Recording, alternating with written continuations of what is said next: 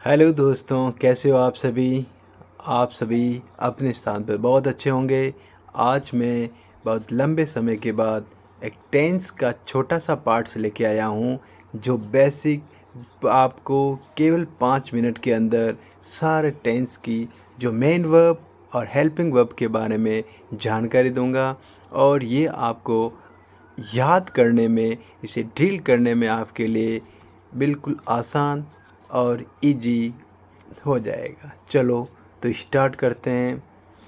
First में देखिए, ये टेंस चार्ट बना हुआ आपके सामने। फर्स्ट प्रेजेंट टेंस है।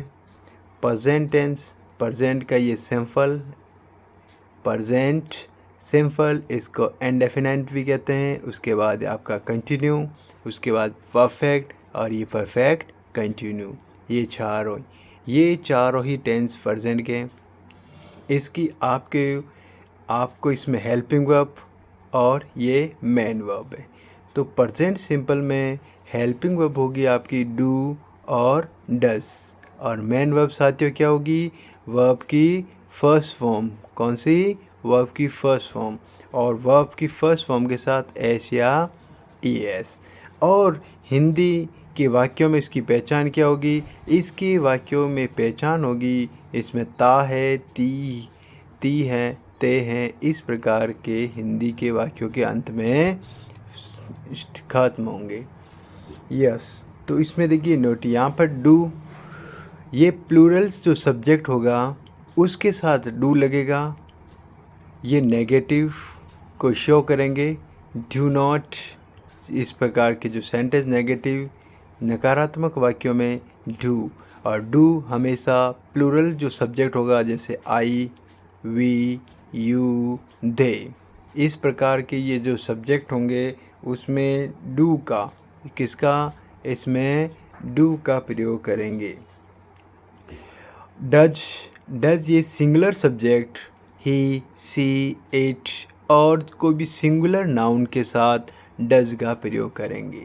इसी प्रकार मेन वर्ब जैसे वर्ब की फर्स्ट फॉर्म किसके साथ लगेगी, सिंगुलर जो वर्ब की फर्स्ट फॉर्म जो प्लूरल जो सब्जेक्ट होंगे उसके साथ वर्ब की फर्स्ट फॉर्म लगेगी, जैसे आई, वी, यू, दे, ये इनके साथ वर्ब की फर्स्ट फॉर्म का यूज़ होगा।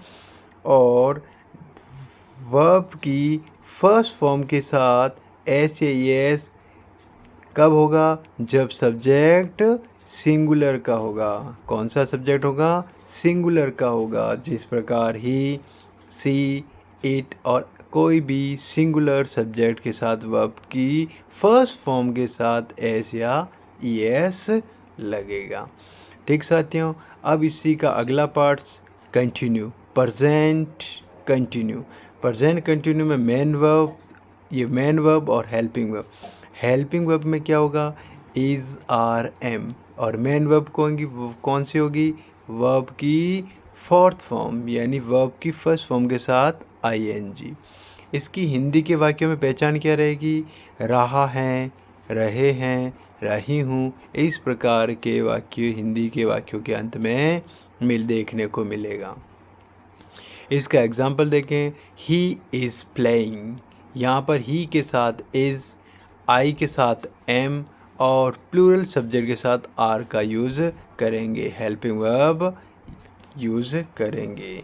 ठीक है, इसी प्रकार अगर इसको प्रेजेंट सिंपल में बनाया जाए तो ही के साथ, प्रेजेंट सिंपल में अगर इसमें बनाए, इसी वाक्य को प्रेजेंट सिंपल में देखते हैं तो ही के साथ क्या आएगा? डज आएगा। नेगेटिव बनाएंगे तो, अगर सिंपल बनाएंगे तो क्या बनेगा? He plays. अगर नेगेटिव बनाएंगे तो ही डज नॉट प्ले।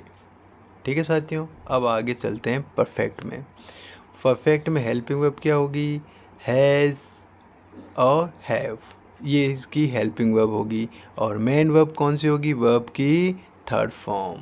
इसकी पहचान हिंदी के वाक्यों के अंत में क्या होगा? चुका है, चुके हैं, इस प्रकार के वाक्य आएंगे।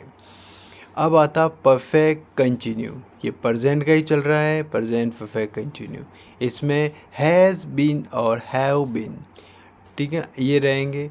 और इसमें इम्पोर्टेंट ये रहेगा, इसमें भी पहचान वही रहेगी, रहा है, रही है, लेकिन इसमें समय दे रखा होगा। आप सबसे इम्पोर्टेंट क्या होगा कि समय दे रखा होगा और सिंस और फॉर दे रखा होगा।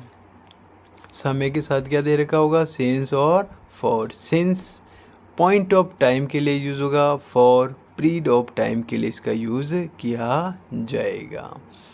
ठीक साथियों, अब इसके बाद में आता है past tense, past simple, past indefinite. इसमें हेल्पिंग वर्ब क्या होगी, डिड।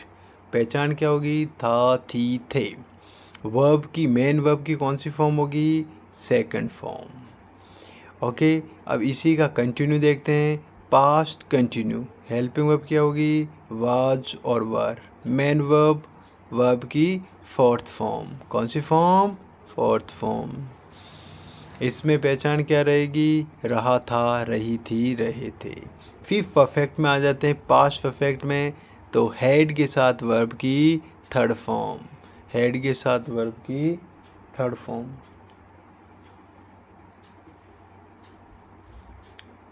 हैड के साथ वर्ब की थर्ड फॉर्म में देखने को मिलेगी।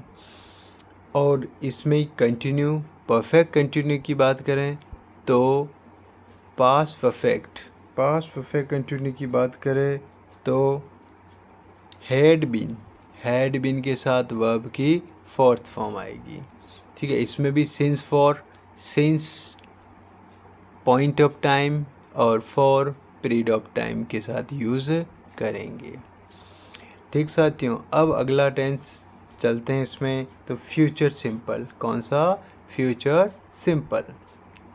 इसमें हेल्पिंग वर्ब यूज होगी विल और सेल, विल और सेल। और मेन वर्ब, वर्ब की फर्स्ट फॉर्म, वर्ब की फर्स्ट फॉर्म। और इसकी हिंदी के वाक्यों में पहचान क्या रहेगी, ये रहेगी घा, गी, गे, इसके अंत में ये रहेगा।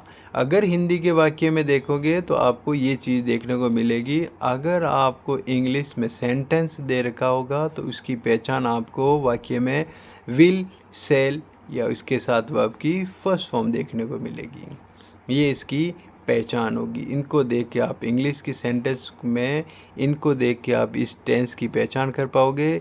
और हिंदी में इनको, इनके गा, गी, गी ये देखकर आप इसमें इस टेंस की पहचान कर सकोगे।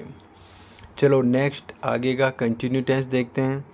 फ्यूचर कंटिन्यू में विल बी, सेल बी के साथ वर्ब की fourth form.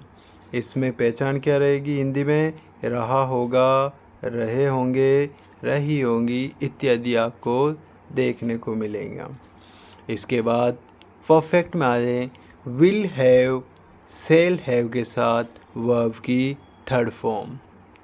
Will have, shall have ये इसकी हेल्पिंग वर्ब होगी और मेन वर्ब कौन सी होगी, वर्ब की थर्ड फॉर्म। अब परफेक्ट टेंस, अब परफेक्ट टेंस में परफेक्ट कंटिन्यू, इसके अंदर will have, been, shall have, been के साथ वर्ब की फोर्थ फॉर्म। वो इसमें सिंस फॉर, इसमें भी यानी परफेक्ट कंटिन्यू में सिंस फॉर प्लस इसके साथ टाइम देखने को मिलेगा।